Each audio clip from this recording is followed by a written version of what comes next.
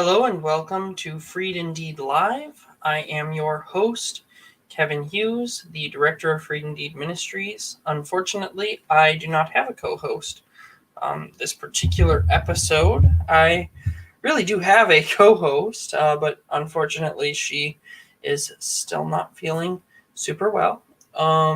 In fact, she has a migraine today. So it's going to be just me. And hopefully, you won't miss her too terribly much. Though I understand if you do. Because I do too. To be frank with y'all.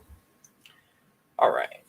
So, today, what I wanted to get into, first off, I want to let everybody know a little bit about what Freed Indeed is going to be doing for the next few months, weeks.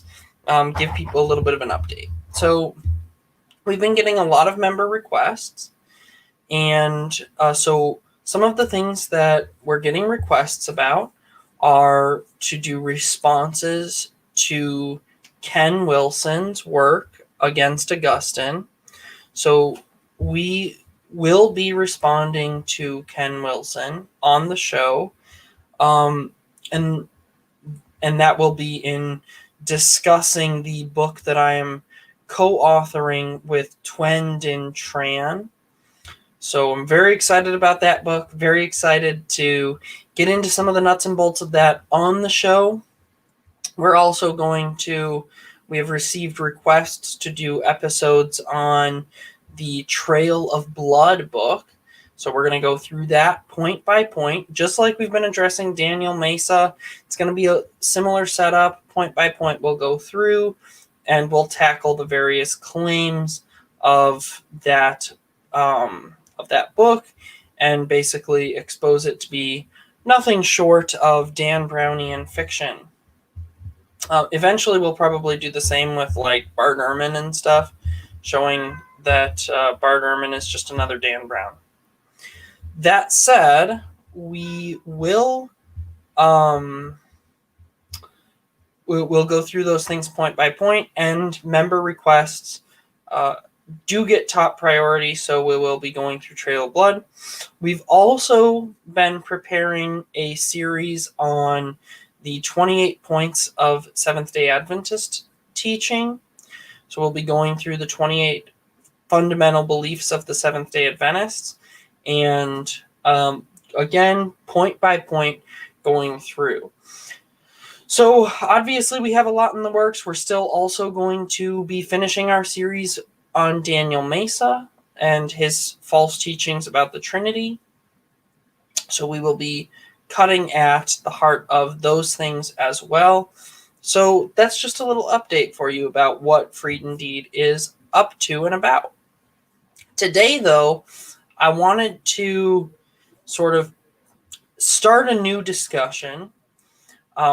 I'm not going to cover this very thoroughly today, and that'll leave us open for more discussion on this if you guys want it. But I'm also going to recommend some resources so that you can study on your own. But today what we're going to be talking about is Genesis chapter 6, 1 through 5, and kind of discussing who were the Nephilim, what were the events that precipitated the Great Flood, and what are the things that Christians should believe about these issues.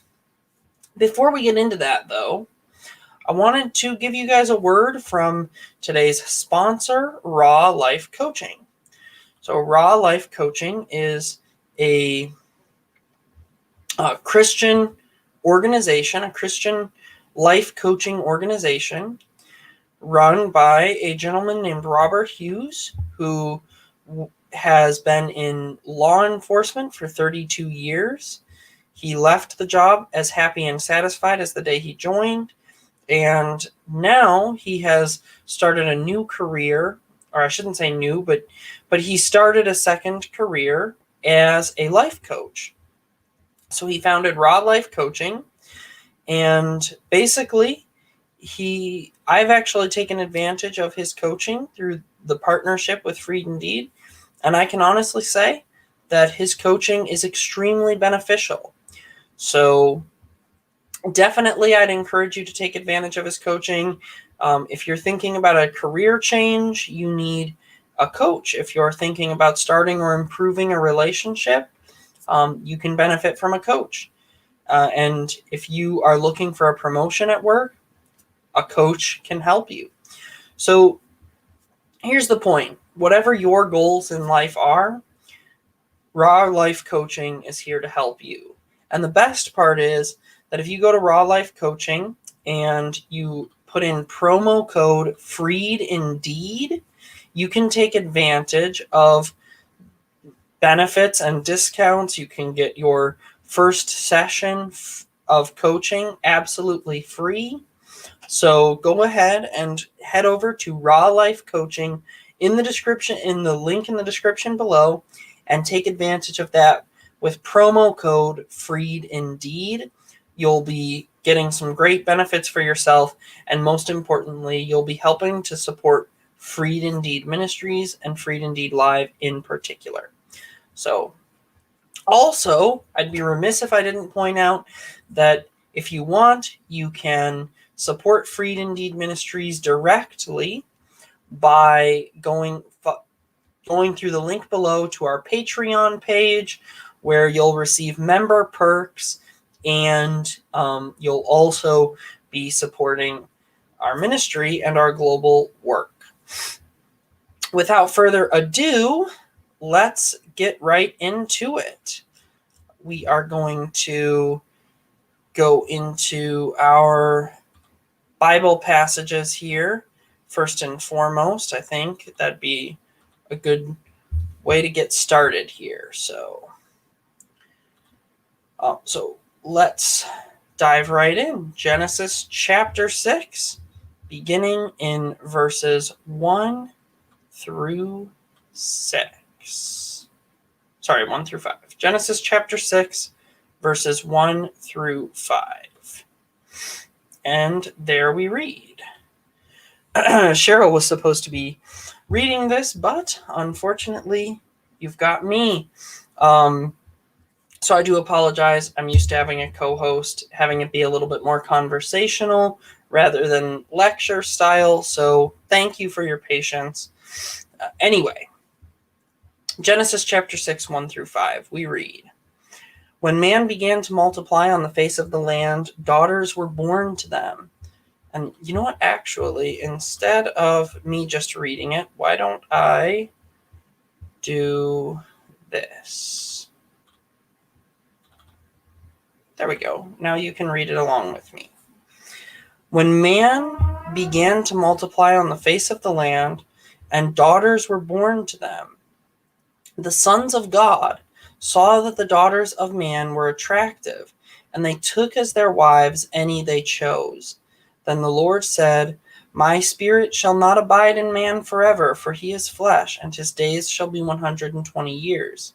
The Nephilim were on the earth in those days, and also afterward. When the sons of God came into the daughters of man, and they bore children to them, these were the mighty men who were of old, the men of renown. The Lord saw that the wickedness of man was great in the earth, and that every intention of the thoughts of his heart were evil continually." So let's stop the screen share there. So there are some things that we should note. The first thing we should note is that we see that the sons of God see the daughters of men, and that they're lovely to look upon, and so they begin taking them as wives, and they defile themselves in this practice in some way. Now, there's 3 ways that this passage gets interpreted. 3 ways that various teachers have tried to explain who the sons of God are and who the daughters of men are. For the most part, those don't make any sense. And one of them isn't actually wrong per se, it's just incomplete. So the one that's incomplete is the idea that the sons of God are kings, and that they saw the daughters of men, that they were lovely to look upon, And so they took wives. It says, took wives from among them, and it says, as many as they chose, or any they chose. So any they chose, and some focus in on that any they chose and say that that's kings taking multiple wives and concubines and doing that. That's not entirely wrong, but it is mistaken because it doesn't take into account everything that's going on here, and it tries to take the supernatural out of it, which is faulty. The other is even worse, though. There's another even more preposterous, frankly, theory that the sons of God here is the godly line of Seth, and that it's the daughters of Cain's descendants that are being that are somehow defiling them through marriage. That particular theory doesn't make any sense for the simple reason that there's no reason to think that all of Seth's descendants were these righteous people, but for some reason they were attracted to these sinful women and they married them, and then their descendants were therefore sinful. It just doesn't work. That's not in the passage. However, elsewhere in Scripture, the term son, for example, in Psalm 82, the term sons of God is used to describe angelic beings, spirit beings that are the divine council. So the sons of God, these spirit beings, saw the daughters of men and that they were lovely to look upon. And so they took them as wives, and they produced offspring with them, and these offspring were the Nephilim. Now, Dr. Michael Heiser has some great materials on why the competing theories don't hold weight, so I'd encourage you to look into that and to read Dr. Heiser's work. I would also, for now though, I just want to really focus on the truths from the biblical text and from the traditions of the church, focusing in on that and move forward in that way. So the first thing I want to cover is a couple of things that maybe are misconceptions that we can clear up right off the bat. So first off, this text is not saying that spirit beings have the ability to reproduce sexually. And I'll explain that, but essentially there's a ritualistic practice that would happen that enabled this reproduction to take place. So no one is asserting that angelic beings had sex with human women and reproduced with them in sort of a one-to-one sort of way, like a human male can have sex with a human female and reproduce.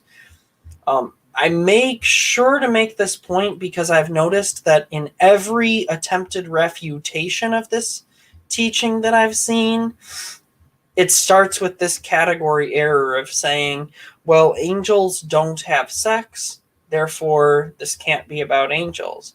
The problem is that we're not saying that the passage says that angels have sex. So, at least not directly. And I'll explain that in a moment. But the other big issue that I've noticed a lot is that it seems to me that the competing theories, the goal is to try to remove the supernatural from the story. Modern man is uncomfortable with the supernatural. Modern man finds the supernatural, the unseen realm, if you will, to be something maybe scary, maybe uncomfortable, maybe disturbing. Modern man doesn't like the idea that there is an unseen realm. Modern man tries to deny the reality of ghosts, saints, angels, demons, and eventually even tries to undermine the reality of God. So modern man is confused in this way. And Unfortunately, churches and theologians who are willing to have modern human ideas rule the day, when they come to this passage, they don't have anything they can do with it, and so they just say, well, it can't be supernatural, and they avoid the supernatural reading of the text. This is problematic because the Christian faith believes in the unseen realm. Christianity teaches that there is an unseen realm, that there are ghosts, demons, angels, all these things, and that they are as real as you and I. Hold on one moment. So, thus, in order to truly be faithful to the Christian faith, we need to confess these things. And I'm fine with that. But I don't really care if atheists will ridicule me. I care if the church fathers would have ridiculed me. I care if those who wrote the Bible would ridicule me. If those people would have a problem with what I teach, then I need to repent.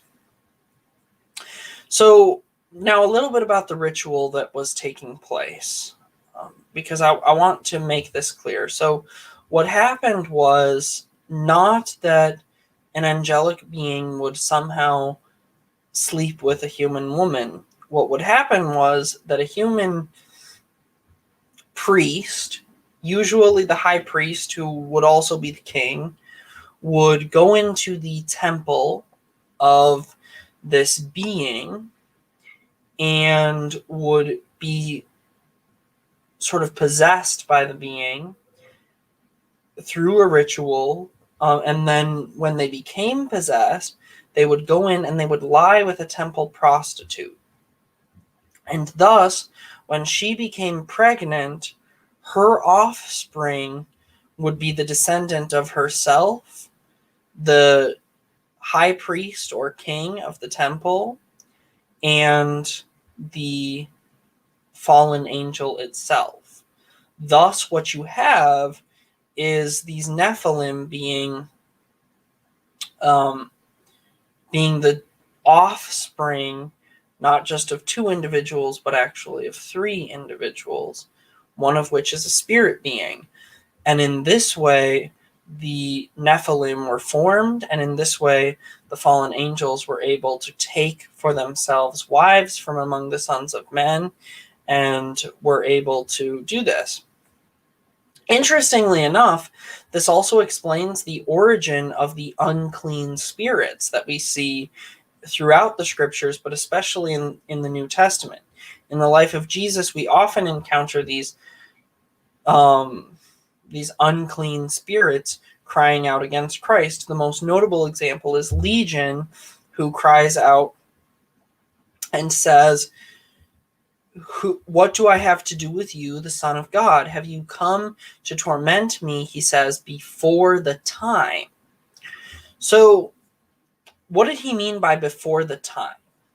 Well, in Second Temple Judaism, there was a belief that when the Nephilim died, their spirits became unclean spirits. And what unclean is a reference to is the union of human and angelic being, which we read about in Genesis chapter 6, verses 1 through 5. This union produced what was called an unclean spirit when the Nephilim died. And then when these unclean spirits were being cast into the abyss, into Hades, some of them came and pleaded with God that they not be tormented. So God said that he would ultimately bring judgment against them. But he sort of makes a deal with them, if you will. Not a deal with the devil in the way that we think of it, but they sort of bargain with him. And ultimately what happens is, and you can read about this in the book of Jubilees, and in the Enochic literature, and this was something that Second Temple Jews believed, that about 10% of the Nephilim, of the dead Nephilim, became unclean spirits who were allowed, it says, to roam the earth, and God told them that he would bring judgment against them ultimately, but in the meantime they could roam the earth and afflict the wicked. So unclean spirits are allowed to possess people, they are allowed to afflict people, they are allowed to afflict the wicked, but there is a day of judgment. And so when Legion says to Christ, "What do I have to do with you? Have you come to torment me before the time?"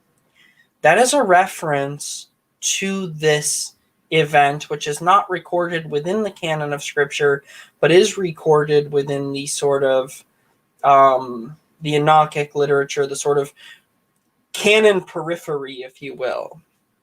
So it is recorded there. It's not recorded in our Old Testament. It is recorded in extra Old Testament texts. But anyway, this event is what Legion is referencing when he says, "Have you come to torment me before the time?"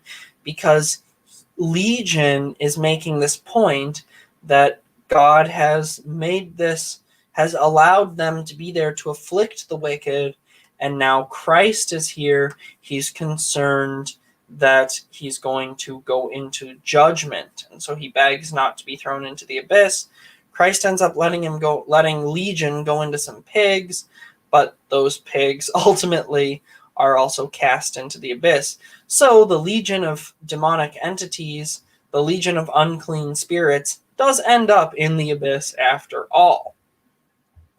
But the reason why I relate that story is simply to point out that, while we don't have the story of how the Nephilim become unclean spirits recorded for us within the Old Testament, the New Testament does affirm this reality with that simple statement of have you come to torment us before the time?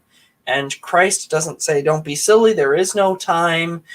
That's just a story." No, Christ addresses it, and he addresses it head on. So there you have it. And also, I should point out, I'd be remiss if I didn't know that this story explains some of why humanity has become as sinful as it is. So you may recall that it might not have been last week now, it might have been a couple of weeks ago, we discussed the Tower of Babel. And I mentioned that if you were to ask your run-of-the-mill Christian, most modern Christians, why is there sin in the world? Why is there so much evil in the world? Why is there so much suffering in the world? They would really only have one answer. The problem is not that their answer would be wrong. The problem is that their answer would be incomplete. The reason why we have so much sin and suffering and death in the world, the reason why we have death in the world and a degree of suffering in the world, is because humanity chose to sin in the Garden of Eden and be separated from God. However, that's not the end of the story. When that happened, humanity was still much less fallen than we are now. There were actually 3 events described in the first 10 chapters of Genesis, one of which we've already talked about, the Tower of Babel. But this event, the Nephilim story, is actually also part of Second Temple Judaism and early Christian teaching as to how humanity becomes as sinful as we are. And so this event was foundational, fundamentally important to ancient Christians' anthropology. That means their understanding of human nature. And the reason it was so fundamentally important is because the church fathers, universally for the first 200-300 years of the church, all believed that, as the Book of Enoch records, it was actually the sin of the Watchers, which are the specific class of angelic beings who saw the sons of God, who saw the daughters of men, and that they were lovely to look upon, and took for themselves human wives. The title that this class of beings that fell, they were called Watchers. And the Watchers, when they fell, they actually they taught human beings certain things, and they taught us a lot about how to sin. So I have a list here of some of the things that you can read this in St. Irenaeus of Lyon.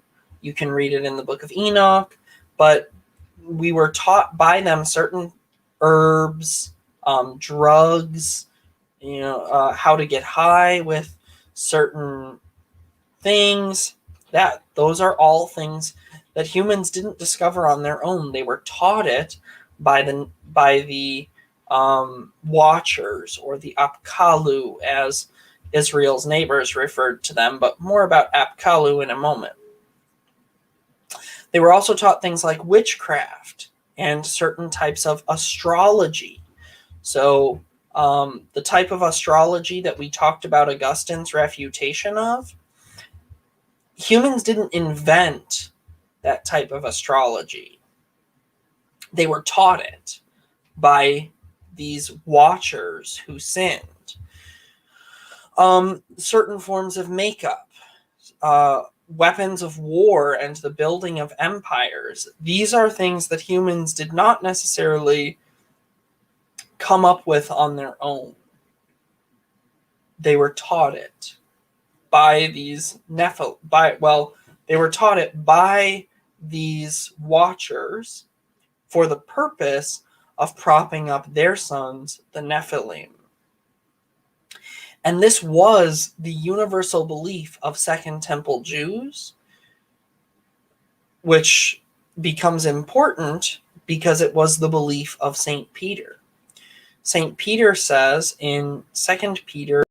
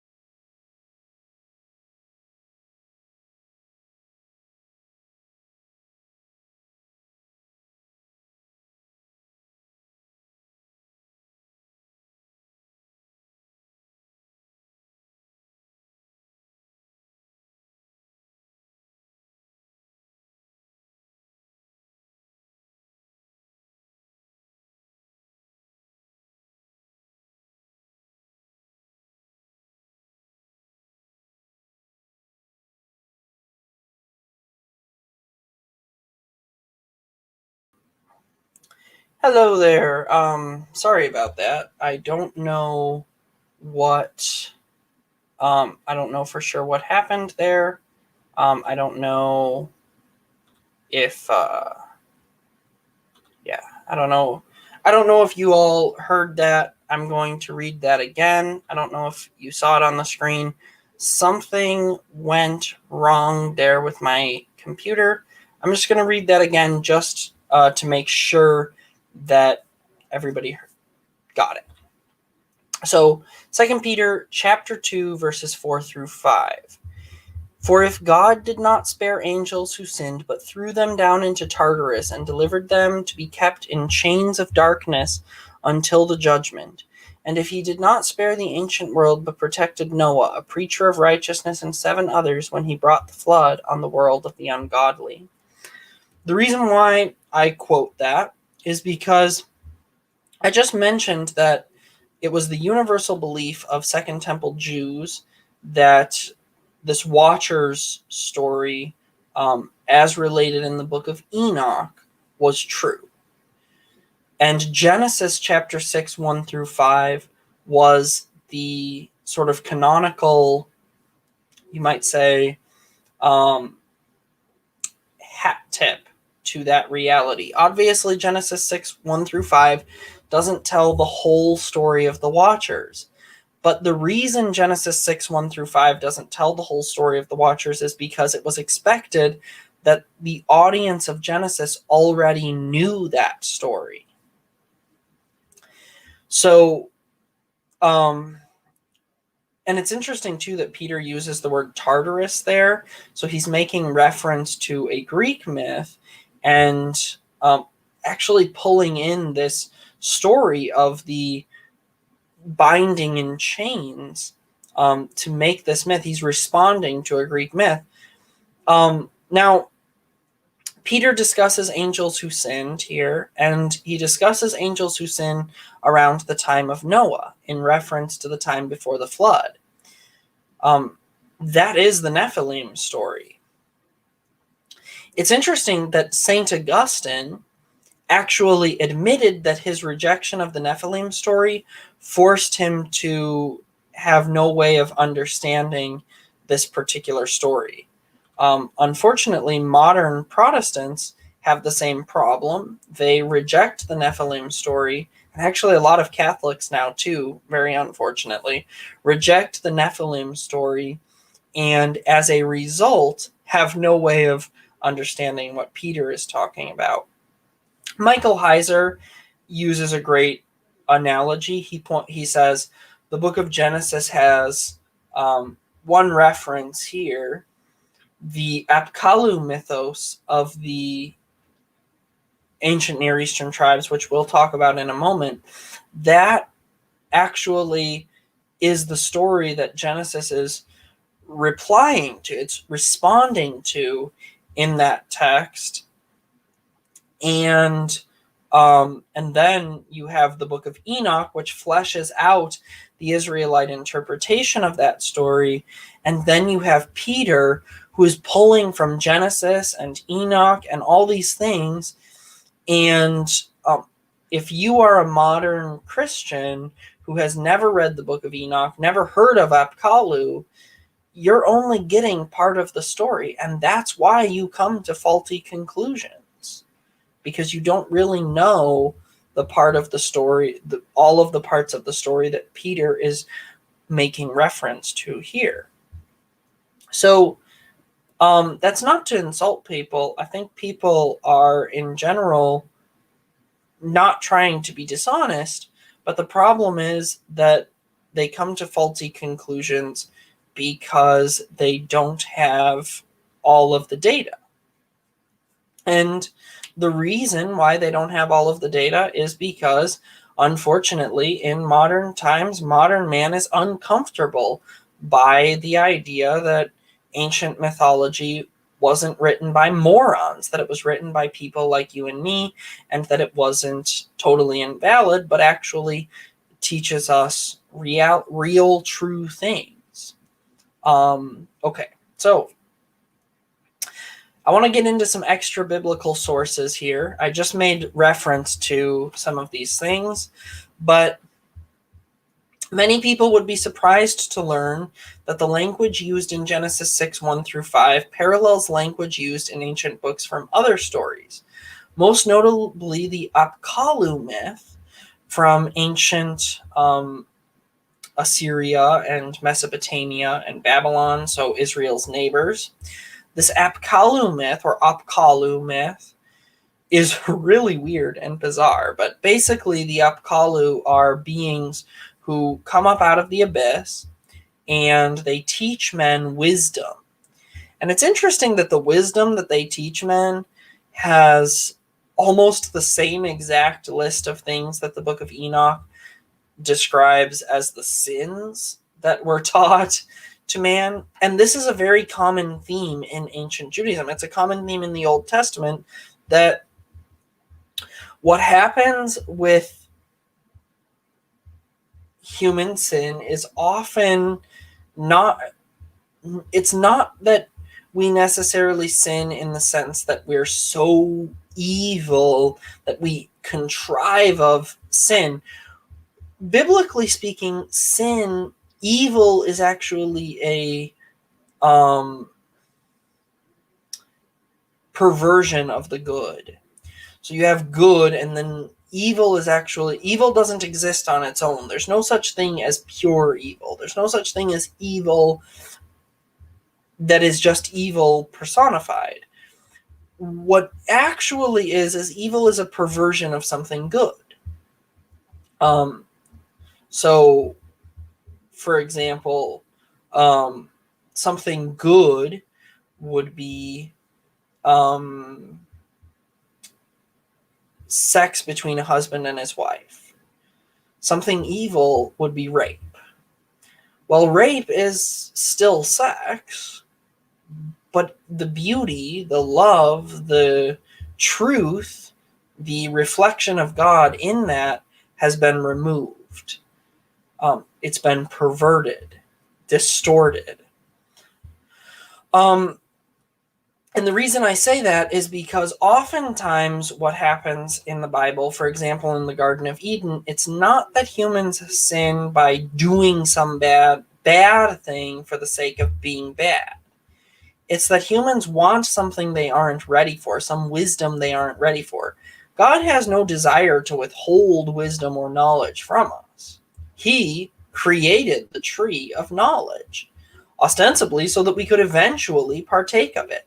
But when we were still in our infant state and we're not ready to partake of it, God told us not to partake of it. And we didn't listen. And that's the reality of sin. Well, the Apkallu story is similar in that these beings teach men wisdom, but it's wisdom that we aren't ready for. They teach us things like weapons of warfare, but we aren't ready for the lessons in weapons of warfare, and so we begin wholesale slaughter of one another. I actually have a theory that the modern age has its own results of Apkallu, of Watchers' influence. For example, the cell phone is a wonderful tool that has enabled mass communication on a heretofore unheard of scale. And yet, human beings receiving this gift have used it to become more corrupt. We have more instances of people looking at pornography. We have more instances of people spending way too much time on their phones, and the very thing that could have been used to draw us closer to people we never could have met before is in fact used to draw us apart from the people who are right here with us. That's just one example of how there's a kind of knowledge that eventually could have benefited us greatly, but in the time that it was given to us has actually harmed us. And that's what the Watchers did. They harmed us. Now, going on from there, in the Apkallu story, these Watchers, which, by the way, the Apkallu are actually called Watchers by Israel's neighbors, and we know that because our archaeologists have actually uncovered these little idols, and they're little idols of Apkallu, and the inscription on them calls them Watchers. So we know that these were that. So in this story, these Watchers actually teach human beings a ritual by which human women are able to be impregnated by the Apkallu, by the Watchers, which produces sons, and those sons are described, for example, Gilgamesh is described as being 1/3 human, 2/3 Apkallu. Gilgamesh was 2/3 Watcher. Interestingly enough, in the Book of Giants, which is in a Second Temple Jewish text, the Book of Giants actually describes Gilgamesh as one of the giants. Gilgamesh is one of the villains. So the reason why I point that out is because it's just so that you can know that the Jews were interacting with these stories, and that's okay. It's not that the Jews were, they were influenced by pagan literature. No, it's that the Jews recognized that the things that these Babylonians, for example, were talking about, the Tartarus myth that Peter makes reference to, the things that the Greeks were talking about, were not just fictional stories that had no bearing in reality. These were I mentioned this actually in our video on the Tower of Babel, that ancient myths from other cultures, from other pantheons, if you will, that is the fallen beings making an attempt at propaganda and at propagandizing against the God of the Most High God, doing propaganda for their rebellion. This is why you have these really similar stories, because the stories are pointing to something true that happened. In fact, in all ancient cultures, there are stories of human beings meshing, blending with the divine and forming demigods. For example, Hercules. But the difference is that the Israelites have the same story in the form of the Nephilim, but unlike everybody else who looks at these people, these offsprings of gods and men, as being culture heroes, as being the ones who, the Apkallu were actually worshipped by the Babylonians as the bringers of civilization, and Gilgamesh and all of the offspring, all of the Nephilim, all of the people who were the offspring of these beings were actually honored and venerated as those who were the bringers of civilization, the bringers of culture. The Jews, however, recognized these culture heroes. They were able to pull back behind the curtain and see that these culture heroes were actually pulling us away from God, and so they were evil. So why do we need to know this? Well, the first reason why this is important is because these truths are part of the Christian religion. We can't simply ignore them. We can't simply pretend they aren't there. We cannot deny the unseen realm and be faithful to Christ, who taught us about the unseen realm. Most importantly, these things have power to transform your life. For example, they bolster your faith in Christian ritual.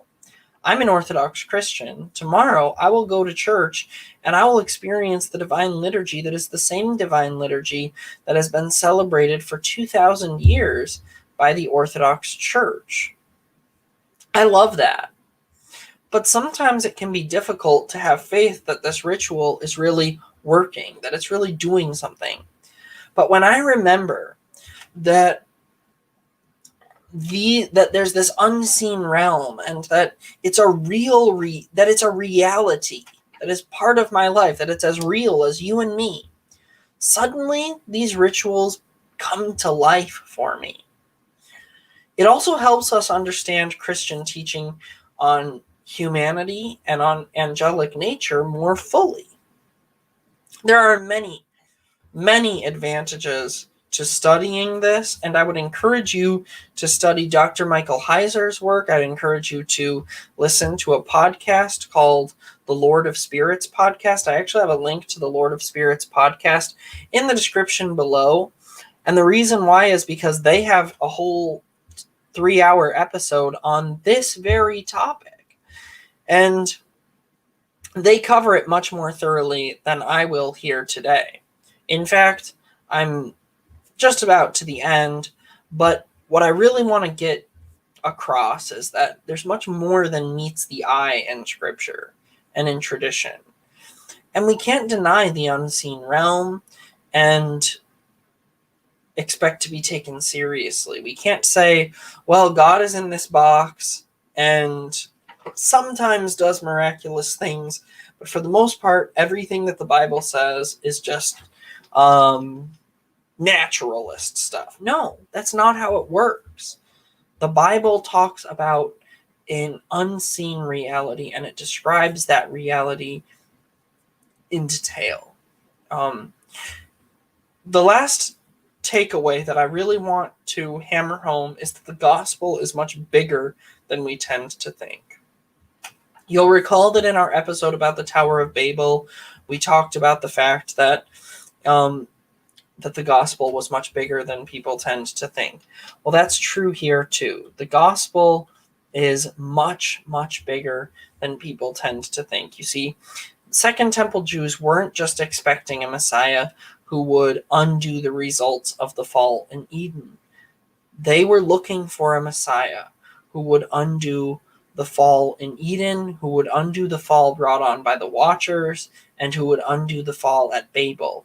We've already talked about, and you can check out our video on the Tower of Babel, as to how Christ has undone what was done at Babel. But Christ has also undone what was done at Hermon.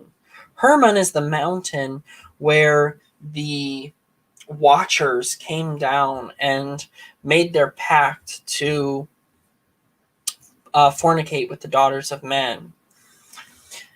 Jesus Christ, by casting out the unclean spirits, Jesus Christ, by becoming the Son of God, by enabling man to be restored to our place as sons of God and to grow into sons of God, deified sons of God, who will take the place of fallen beings in the divine council.